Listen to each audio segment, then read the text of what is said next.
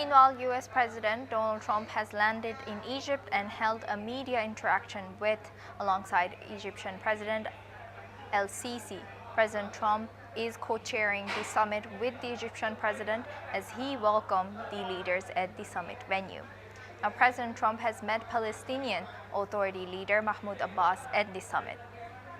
World leaders attending the summit include French President Emmanuel Macron, British Prime Minister Keir Starmer, Italy's Prime Minister Giorgia Meloni, UN Secretary General Antonio Guterres, and Turkish President Recep Tayyip Erdogan, along with other leaders.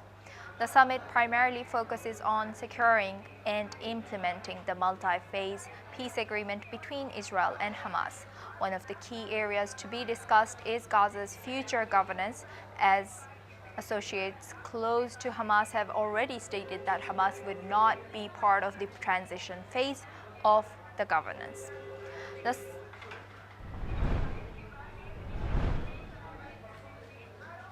The summit will also discuss the issue of Hamas disarmament and the deployment of an international security force.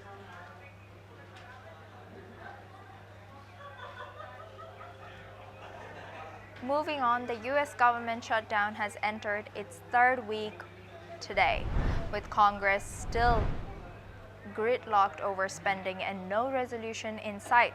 The crisis has already cost thousands of jobs and with hundreds of thousands of federal employees on enforced leave.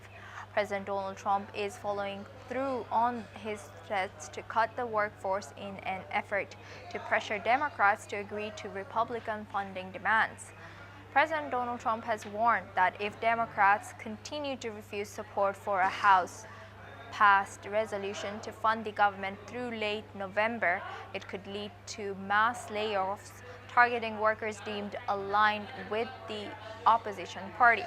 The impact of the shutdown is becoming more visible as about 1.3 million active duty military personnel are set to miss their first paycheck this Wednesday. In addition, Pentagon officials have been forced to divert $8 billion in research and development funding, and airports are experiencing increasing delays. Transportation Security Administration workers have been calling in sick instead of working without pay, further disrupting travel across the country.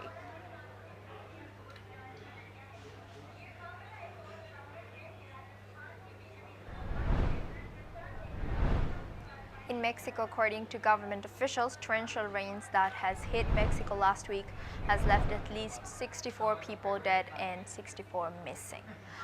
The heavy downpours triggered landslides, caused rivers to overflow, and cut power in several regions. Mexican authorities have deployed thousands of personnel to assist with evacuations, cleanup efforts, and monitoring the hardest hit areas in Gulf Coast as well as central states in Mexico. Veracruz and Hidalgo were the worst affected, with Veracruz reporting 29 deaths and 18 people missing, while Hidalgo recorded 21 deaths and 43 missing people. While power outages affected 5 states, electricity has been largely restored. The storm's impact has left a massive toll on infrastructure and authorities on recovery efforts.